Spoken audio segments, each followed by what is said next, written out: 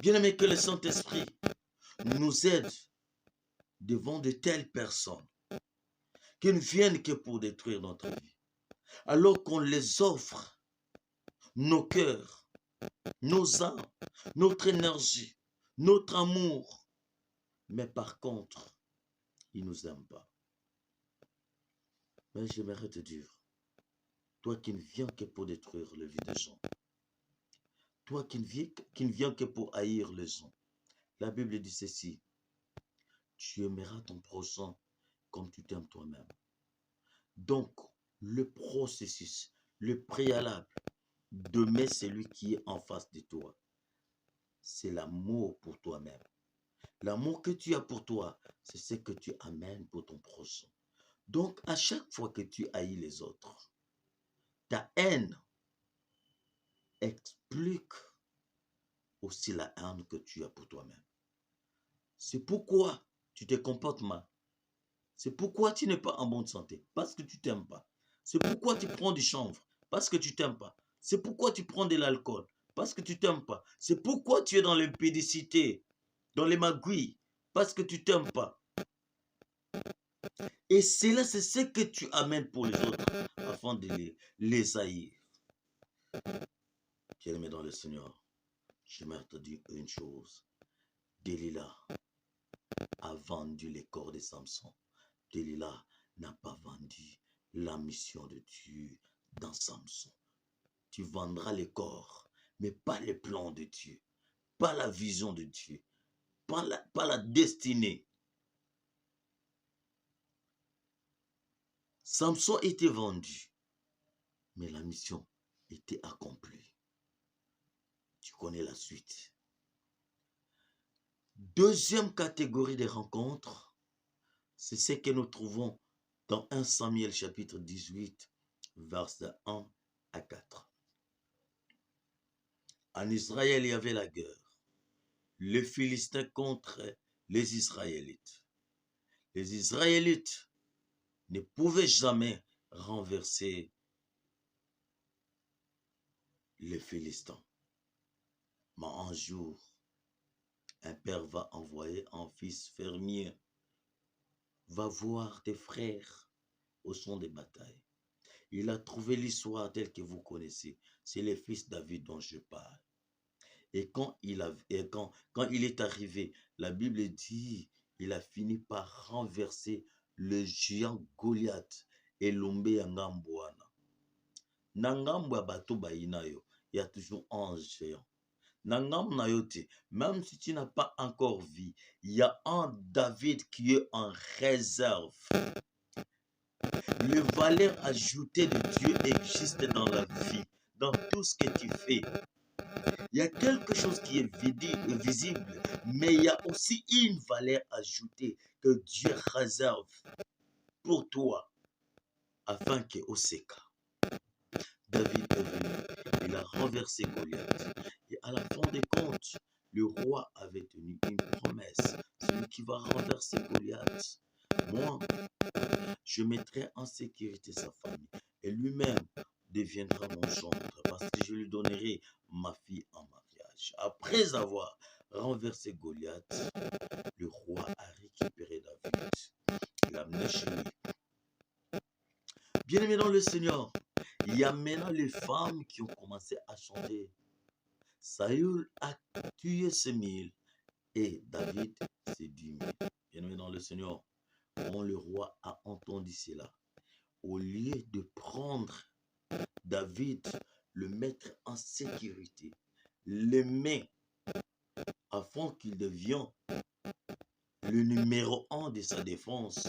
Mais par contre, la chanson des femmes a engendré la peur. Il se dit, cet homme ici, dans le jour qui vient, il finira par me renverser.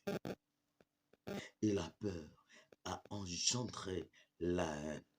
Il ne pouvait jamais se contrôler parce qu'il s'est trouvé déjà dans une zone de l'incertitude. Et c'est ce qui s'est passé même pour les enfants d'Israël en Égypte. La Bible dit, le nouveau pharaon, quand il a vu les enfants d'Israël prospérer, il a eu la peur. Il s'est dit, ces gens ici vont se placer à la tête du pays et nous, on va devenir esclaves. Il a rassemblé ces gens pour dire que bon, chargeons ces gens ici, ces Hébreux ici, avec des travaux durs afin qu'ils deviennent esclaves. Sinon, ils vont devenir à la tête du pays. Bien-aimé dans le Seigneur, à chaque fois que tu vois les combats dans ta vie, partout où tu es, il n'y a aucune autre source que la peur. Ces ennemis-là ont déjà vu ce que tu vas devenir. Et cela engendre la peur. La peur engendre la haine. La haine maintenant engendre les combats. C'est ce qui s'est passé dans le cœur du roi. Au lieu de protéger l'homme qui a renversé son ennemi, mais par contre, il veut faire de David un ennemi. Dans la maison du roi, se trouvait aussi en Jonathan, le fils du roi. Bien-aimé dans le Seigneur, j'aimerais te dire cette vérité.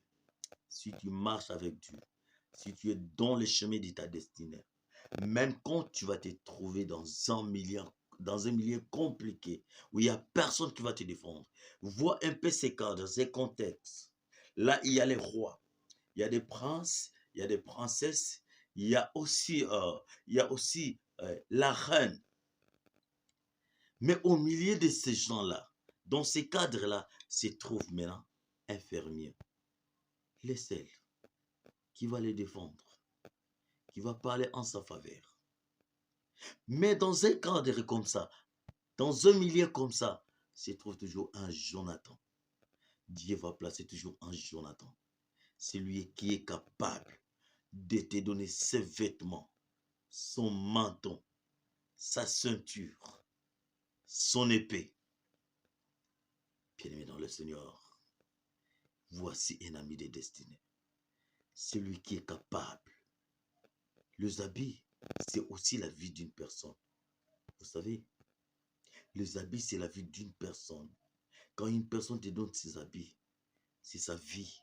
Un Jonathan qui va donner sa vie à un fermier, qui va donner son menton, le menton d'un prince à un fermier.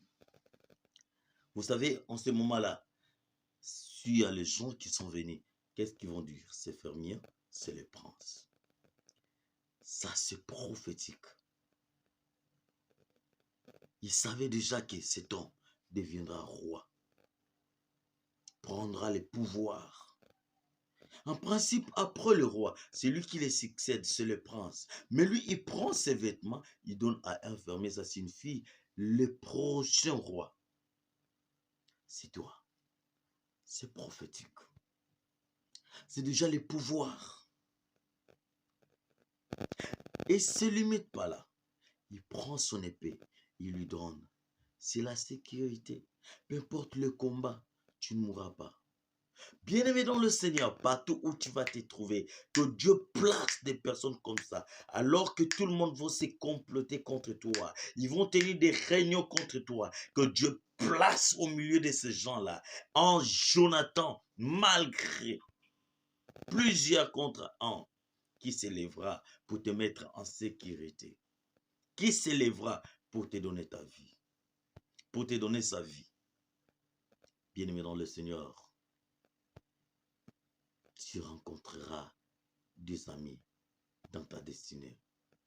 J'aimerais te dire que Dieu t'échappe de tous les amis, mais que tu n'échappes pas de l'ami appelé Jésus. David pouvait recevoir les mentons, les habits d'un prince, mais nous, on a obtenu la vie alors que Christ à la croix a accepté le propre, l'ignominie, la honte. Il a pris le péché et il nous a donné sa vie. Il nous a justifiés. Certes, ça c'est le travail de Dieu, de Jésus, qui nous a sauvés, qui nous a justifiés. Mais sur la terre, que Dieu aussi place des amis comme ça, qui apparaissent comme des Jonathan, qui apparaissent comme Jésus lui-même, qui apparaissent comme Jésus lui-même, qui peuvent apparaître comme Jonathan, qui peuvent te défendre. qui peuvent te sauver et qui l'éloignent de ton chemin. Les amis qui vont venir comme des délires. Alors, avant la conclusion, j'aimerais te dire, dans le chemin de ta destinée, tu seras en face des choses qui vont apparaître comme une opportunité. Aussi des choses qui vont apparaître comme un piège. Ça apparaît comme une opportunité, mais en réalité, c'est un piège. Ça apparaît comme un piège, mais en réalité, c'est une opportunité. Laisse-moi te parler d'abord des pièges. Dieu parle à David. Dieu parle à Joseph. Tu deviendras ça. Ok. Mais un jour, il se trouve en face de la femme de Potiphar, étant esclave. Maintenant, la femme de Potiphar, en général, qui avait beaucoup de moyens, beaucoup de choses. La femme dit, je ne vois pas les généraux, mais je t'aime toi. Je t'aime Joseph. Imaginez un peu, Joseph était quinois. Quelle serait sa réaction? Quelle occasion en or!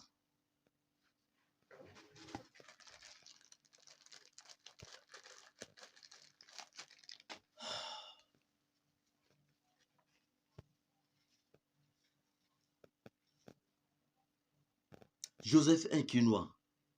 Quelle occasion en or! Oh, je vais commencer à sortir avec la femme du général, de mon chef. Je serai plus esclave. J'aurai des belles voitures. J'aurai de l'argent. Peut-être je vais rentrer chez mes parents. Je ne serai pas tel que je suis venu ici. Nako pouvé ba vie nangai. Oba tika ngai. Oba beta ngai. Bien-aimé dans le Seigneur, Joseph qui avait la vision, la connaissance de là où Dieu l'amenait, il a mis sur balance les promesses de Dieu qui s'attachent à sa destinée avec l'occasion que la femme de son patron lui présente. Cette occasion-là n'a pas pesé. Il a réalisé c'était grand piège. Et la Bible dit la femme est restée avec son habit. Il sort de la maison nu. Nu. Pendant la journée. Ce n'est pas une femme. C'est un homme. Nu. Devant tout le monde. Oh, quelle honte. Quel opprobre. À des fois, pour protéger notre destinée, il faut accepter l'opprobre. À des fois, pour protéger notre destinée, il faut accepter l'humiliation. Il faut accepter que les gens se moquent de toi. Il faut accepter qu'on parle de toi. Mais essentiel que ta destinée soit protégée. Car ta destinée pèse plus que ce qui apparaît comme opportunité. Alors que c'est un piège. Bien-aimé dans le Seigneur, il s'est échappé. Et à la fin des comptes, vous savez ce qu'il est devenu. C'est la femme de Potiphar et Potiphar savait ce que Joseph devait devenir. Il devait jamais, plus jamais, le mettre en prison. Parlons de l'opportunité qui apparaît comme un piège. Son père l'envoie. Va voir tes frères. Je pense qu'il les a amenés la nourriture. Mais arrivé là-bas, au lieu de recevoir la nourriture, par contre, il commence à les tabasser. Non seulement ça, ils ont regardé, il y avait une citerne. Jetons-les ici. Avant de les jeter, le Dieu des destinées a préparé les Madianites. À l'époque, les Madianites avaient pour mission acheter des personnes, les transformer à un esclave et aller les revendre. Ce sont eux-là qui ont acheté Joseph du main de ses propres frères. Si c'était moi, j'allais dire que ça c'est un piège que papa m'a tendu. Parce qu'un jour, quand il parlait des songes, même son père l'avait grondé. Ah, papa m'a tendu en piège pour que mes frères me fassent ça. Bien-aimé dans le Seigneur, en réalité, c'était une opportunité.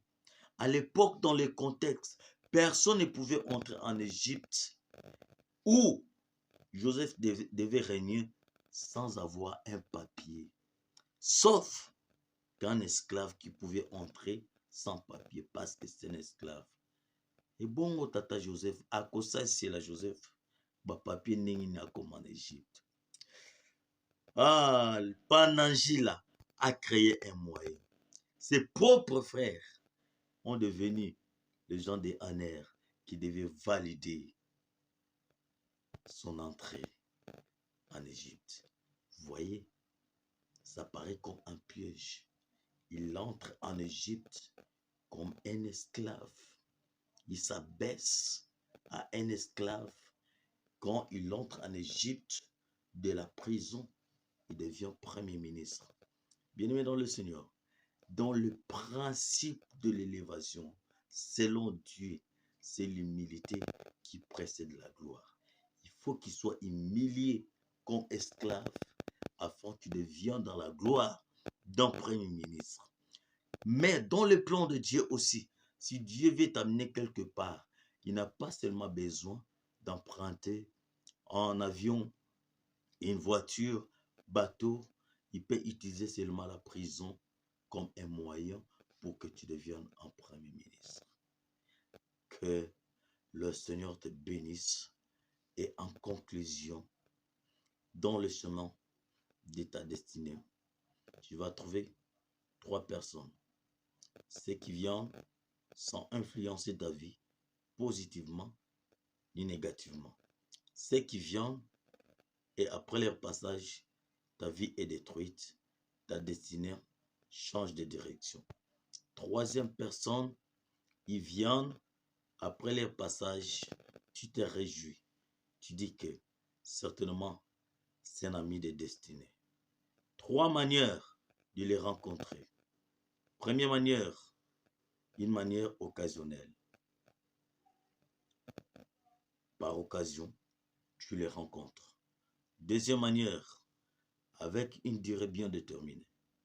Je ne sais pas, ça peut être un ami de même club, vous jouez au même club, peut-être même école, et après un moment, vous vous séparez.